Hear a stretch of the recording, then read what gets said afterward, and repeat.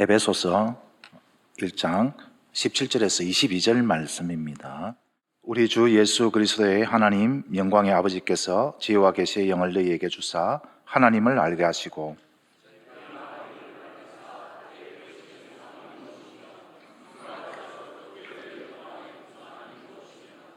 그의 힘의 위력으로 역사하심을 따라 믿는 우리에게 베푸신 능력의 지극히 크심이 어떠한 것을 너희로 알게 하시기를 구하노라.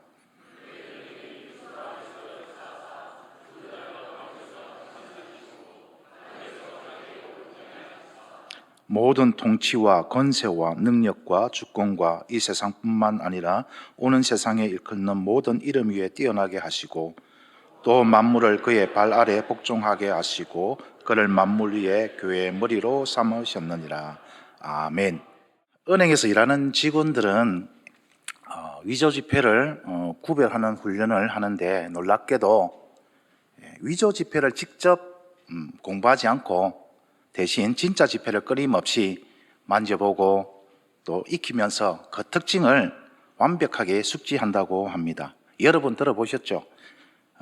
그렇게 하면 위조 지폐가 손에 닿는 순간 이거 좀 이상한데 직감적으로 알아챌 수 있다라는 것입니다. 우리의 신앙도 마찬가지인 것 같습니다. 하나님을 제대로 알고 믿는 것이 가장 중요합니다.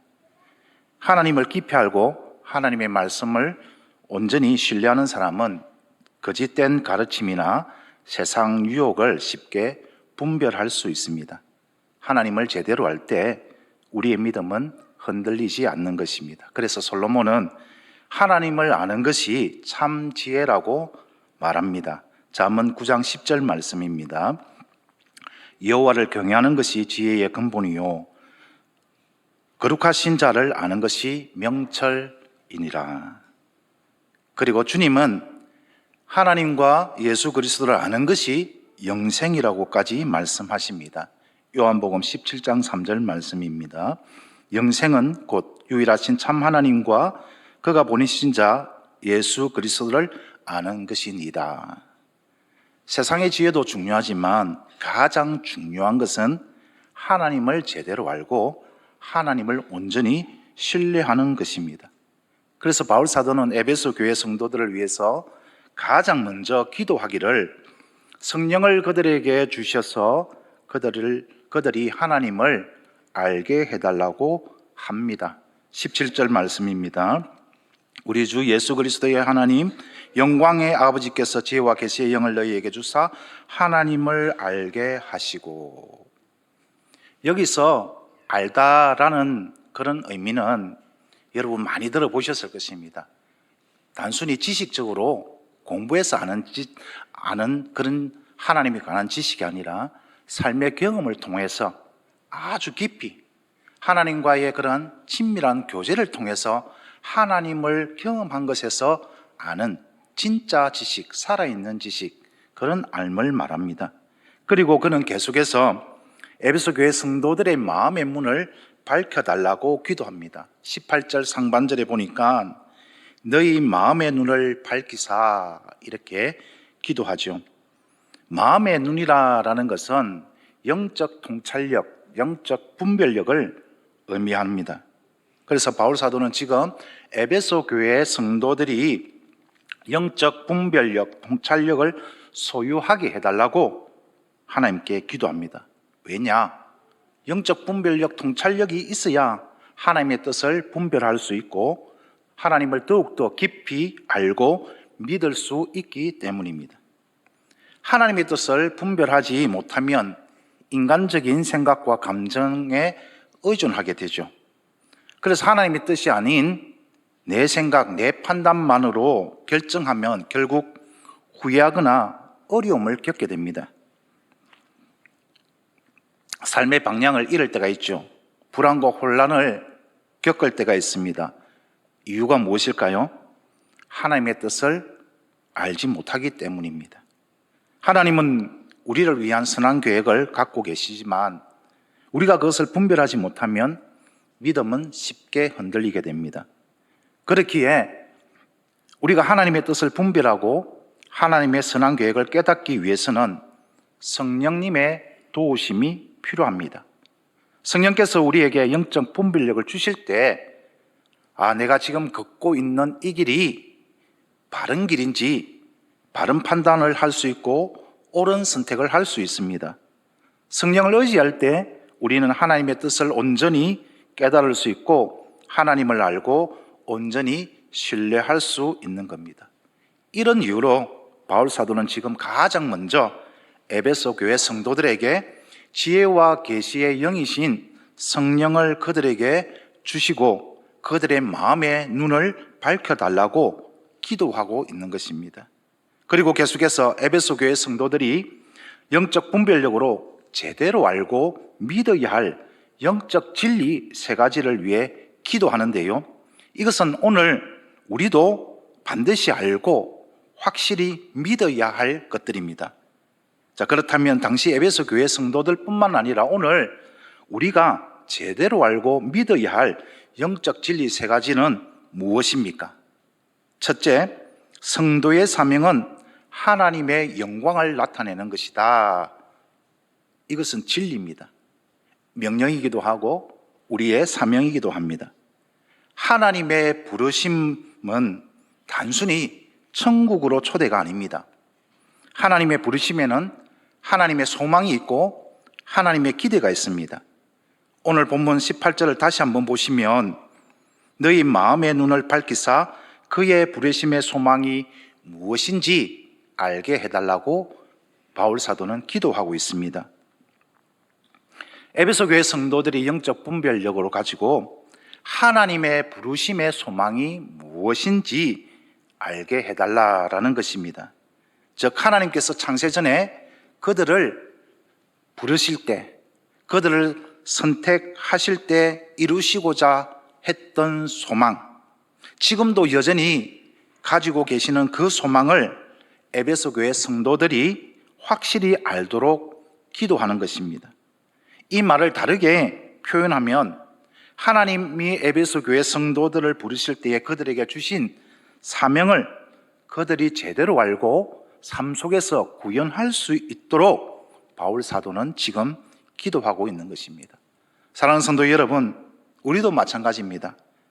하나님이 창세전에 우리를 부르시고 우리를 선택하실 때에 하나님은 우리를 통해 이루시고자 하는 하나님의 소망, 하나님의 기대가 있었습니다. 그리고 지금도 변함없이 그 소망, 그 기대를 가지고 계십니다. 우리는 그것을 확실히 알아야 합니다. 하나님이 우리를 부르신 목적, 즉 우리에게 주신 사명이 무엇인지를 우리는 반드시 알아야 합니다. 자, 그렇다면 하나님의 부르심의 소망이 무엇입니까? 우리의 사명이 무엇입니까? 다 잘 아시죠? 여러 번 우리가 듣고 또 마음에 새기고 있습니다. 그렇지만 다시 한번 마음에 새기는 의미에서 한번 우리가 선포하도록 하겠습니다. 에베소서 1장 6절, 12절, 14절입니다. 우리 다 같이 한 목소리로 그렇게 천천히 한번 읽겠습니다. 시작.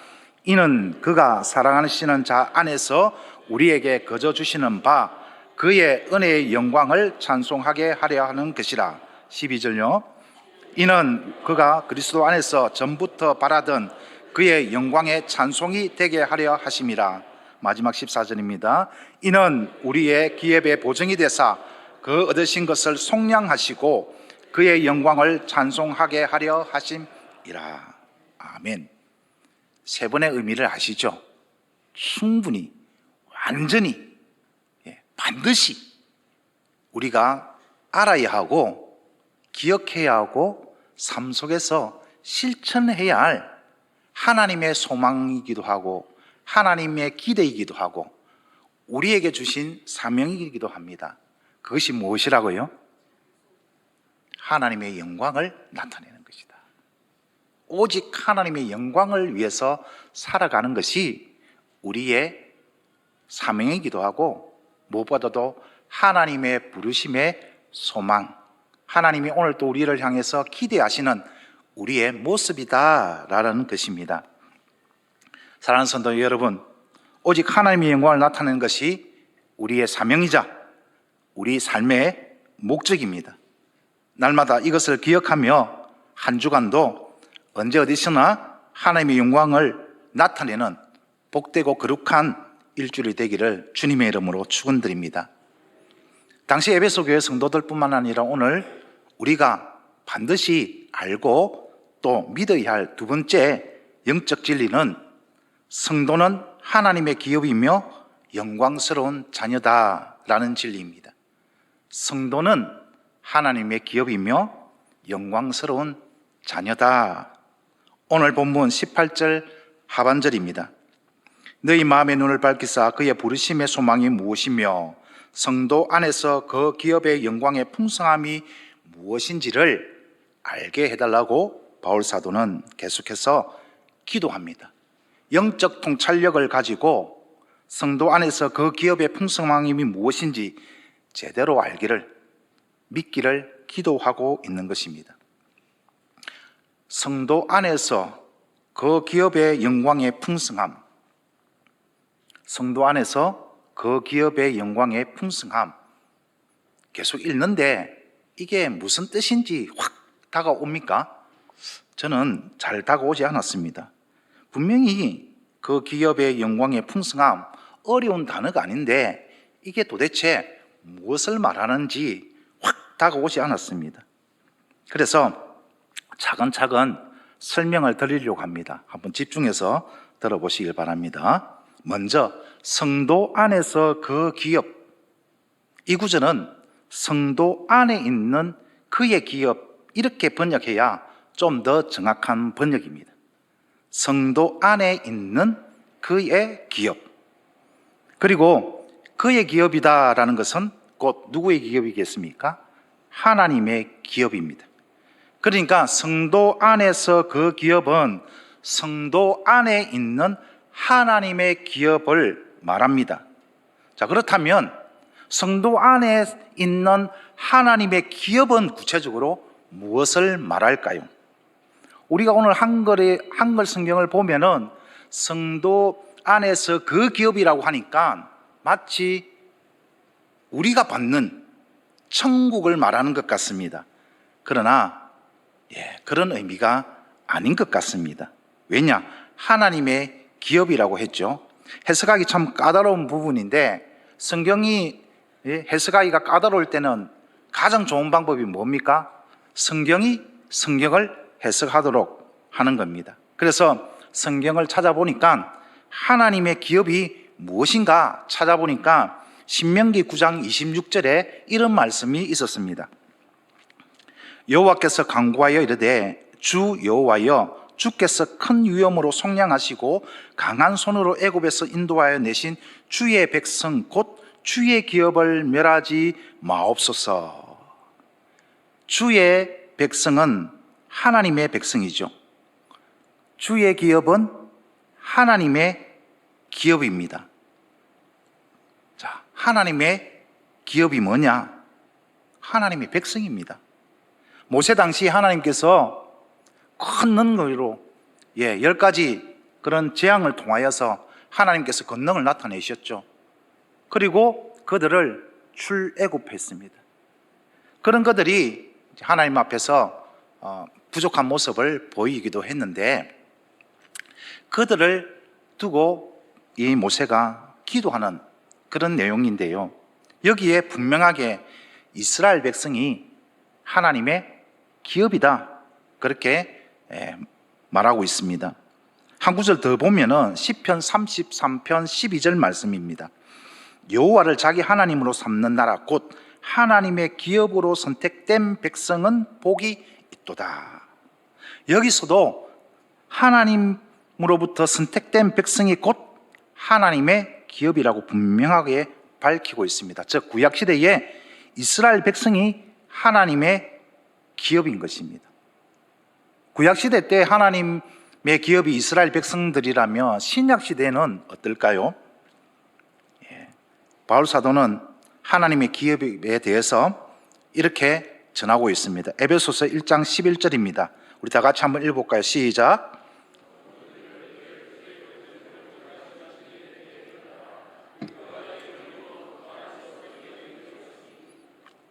우리가 기업이 되었다라고 그렇게 분명하게 말하고 있습니다. 그리고 고린도 교회 성도들에게도 같은 말씀을 전하는데요. 고린도전서 6장 19절에서 20절 말씀입니다. 너희 몸은 너희가 하나님께로부터 받은 바 너희 가운데 계신 성령의 지는 줄 알지 못하느냐. 너희는 너희 자신의 것이 아니라 값으로 산 것이 되었으니 그런즉 너희 몸으로 하나님께 영광을 돌리라. 하나님의 소유, 하나님의 기업은 바로 성도다라는 것입니다. 그리고 또 베드로 사도도 같은 증언을 합니다. 베드로전서 2장 9절, 우리가 잘 알고 있는 말씀입니다. 그러나 너희는 택하신 족속이요 왕같은 제사장들이요 거룩한 나라요 그의 소유가 된 백성이니. 하나님의 기업, 하나님의 소유는 바로 성도다라는 것입니다. 우리가, 너희는 성도, 너희는 하나님의 기업이다. 즉 우리가 하나님의 기업이다라는 것입니다. 하나님께서 우리를 택하시고 우리를 구속하시고 우리를 입양하시고 성령으로 우리를 인치셨으므로 우리는 하나님의 소유고 하나님의 기업인 것입니다. 그것도 아주 영광스러운 하나님의 기업입니다. 그 표현이 바로 그 기업의 영광의 풍성함입니다. 이 표현이 우리가 얼마나 하나님의 영광스러운 기업인지를 말해주고 있습니다. 하나님의 형상대로 지음받았던 아담은 하나님이 주신 영광을 소유하였으나 죄로 인하여서 그 영광을 모두 상실하고 말았습니다. 그러나 하나님은 그리스도 안에서 우리를 택하시고 그리스도 안에서 우리를 불러서 하나님의 자녀로 삼아 주셨습니다. 하나님께서는 그리스도 안에서 우리를 바라보십니다. 여전히 흠이 많은 우리에게 무한한 영광을 그리스도 안에서 주시고 우리를 당신의 영광스러운 기업으로 되게 하셨습니다. 그러니 우리가 얼마나 영광스러운 존재입니까? 여기서 중요한 것이 바로 그리스도 안에 있습니다. 이제 우리가 또 부활절을 준비할 것이고 또 주님의 고난을 묵상하게 될 것인데, 우리가 하나님의 영광스러운 기업이 된 것은 우리의 의로, 우리가 가진 그 무엇으로 된 것이 아니라 오직 예수 그리스도 안에서 은혜로 된 것입니다. 여러분 언급하지만 보통 사람 같았으면 불평하고 원망하고 분노하며 찬양할 수 없는 그런 상황 속에서도 바울 사도는 찬송하리로다 기쁨과 감사로 하나님을 찬양할 수 있었던 이유가 바로 여기에 있습니다. 사람들은 그런 예수 왜 믿어? 비웃으며 손가락질 할지 몰라도 바울 사도는 영적 통찰력으로 자신이 하나님의 기업으로서 얼마나 영광스러운 존재인지 제대로 알았고 확신했습니다. 그래서 그는 찬양할 수 있었고 기뻐할 수 있었고 감사할 수 있었습니다. 그리고 그는 지금 에베소 교회 성도들에게도 그들도 자신처럼 아무리 어렵고 힘든 상황일지라도 자신들이 하나님의 영광스러운 기업임을 확실히 알고 믿음으로 조금도 흔들리지 말고 굳게 서라고 이 편지를 쓴 것입니다. 사랑하는 성도 여러분, 우리는 누가 뭐라 해도 하나님의 영광스러운 기업입니다. 믿으십니까? 세상은 우리를 초라하게 볼지 몰라도 우리는 절대 초라하지 않습니다. 왜냐? 우리는 하나님의 영광스러운 기업이기 때문입니다.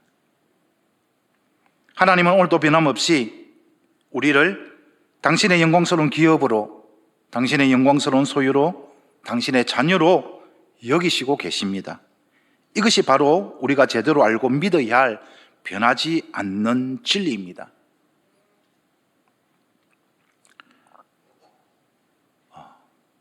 여행을 제가 2주 동안 떠났거든요.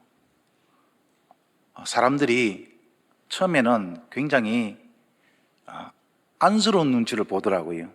젊은 나이에 2주 동안 휴가 올 수 있는 게 보통 일이 아니지 않습니까? 사업을 하거나 아니면 직장을 그만두거나. 예. 이제 처음에는 몰랐지만은 한 일주일 지나고 이제 알게 되었습니다. 제가 목사라는 것을. 예. 세상 사람들은 우리를 비웃을 수도 있습니다. 또 우리가 가진 것이 많이 없다고 또 참 얕잡아 볼 수도 있는데, 우리가 당당한 이유는 무엇입니까? 바로 이 진리를 우리가 알고 있고 믿고 있기 때문입니다. 세상 사람들은 뭘 하더라도 나는 하나님의 영광스러운 기업이고 자녀이고 하나님께서 귀한 직분을 주시다라는 것입니다. 나중에 목사라는 것을 알고는 그들도 인정을 하더라고. 목사님이니까 그렇군요. 제가 열심히 섬겼거든요. 캐리어도 막 실어다 주고, 또 아내를 열심히 섬기고, 하는 모습들을 보면서 목사님이니까 그럴 수 있다. 그렇게 하더라고요.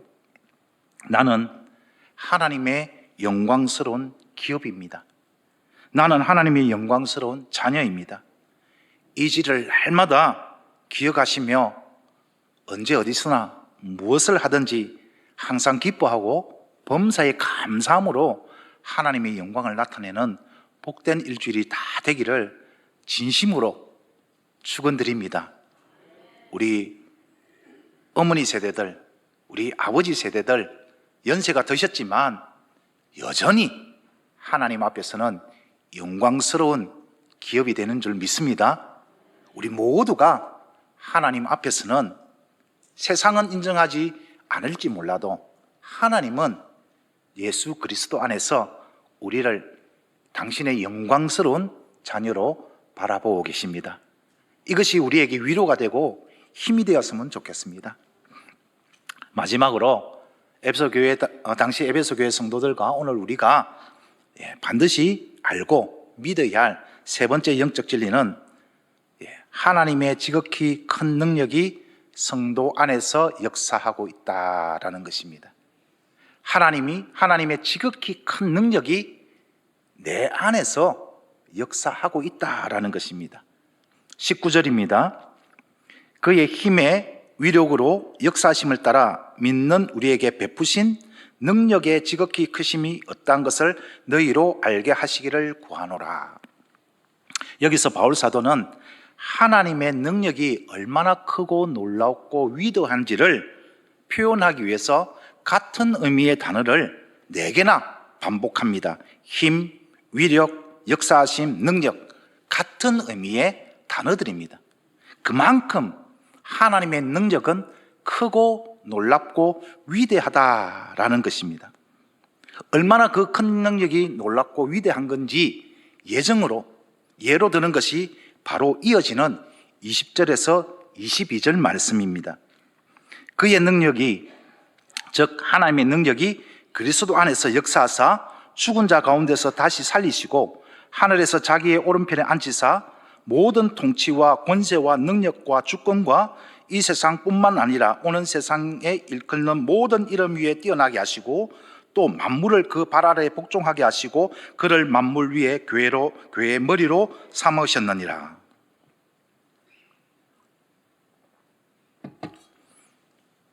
하나님의 능력이 얼마나 놀랍고 위대한 능력이냐?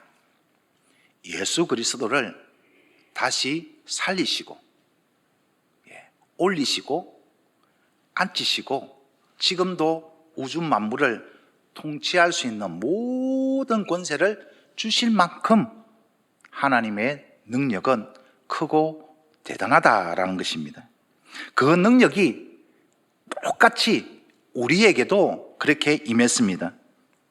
하나님의 그 크신 능력이 우리에게 임하여서 죄와 허물로 죽었던 우리를 다시 살리셨고 그리스도와 함께 우리를 일으키셨으며 그리스도와 함께 우리를 하늘에 앉히실 것입니다.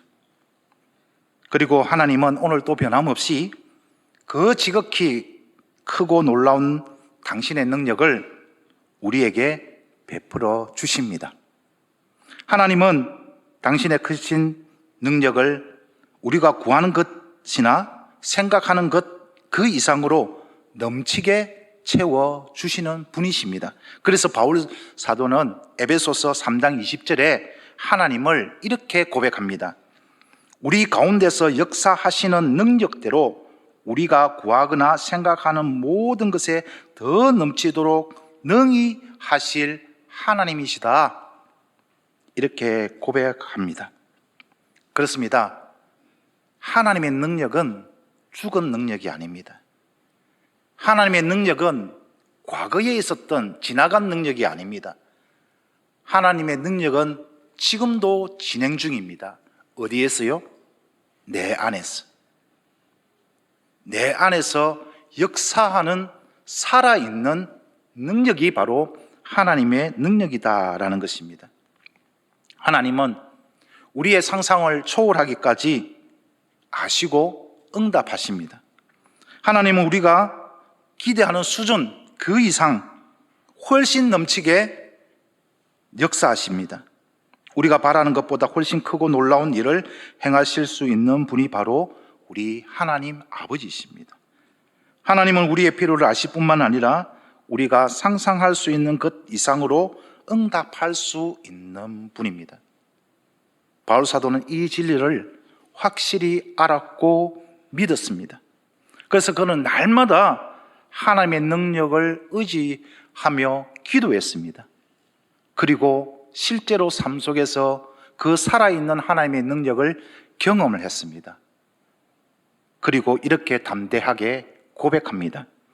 빌립보서 4장 11절에서 13절 말씀입니다. 내가 꿈핍함으로 말하는 것이 아니니라. 어떠한 형편에든지 나는 자족하기를 배웠노니 나는 비천에 처할 줄도 알고 풍부에 처할 줄도 알아. 모든 일 곧 배부름과 배고픔과 풍부와 궁핍에도 처할 줄 아는 일체의 비결을 배웠노라. 내게 능력 주시는 자 안에서 내가 모든 것을 할 수 있느니라. 바울 사도가 찬송하리로다 하나님을 찬양할 수 있었던 비결은 바로 이것입니다. 하나님의 지극히 크신 능력이 감옥에서도 그의 내면에서 역사하고 있는 것을 그는 알았고 믿었기 때문에 그는 결코 거기에서 끝날 인생이 아니라는 것을 확신했기 때문에 그는 조금도 두려워하거나 불안해하지 않고 찬송하리로다 하나님을 찬양할 수 있었던 것입니다. 그는 어떤 환경과 상황 속에서도 내게 능력 주시는 자 안에서 나는 모든 것을 할 수 있다라는 당당함과 확신으로 항상 기뻐하며 범사에 감사할 수 있었습니다.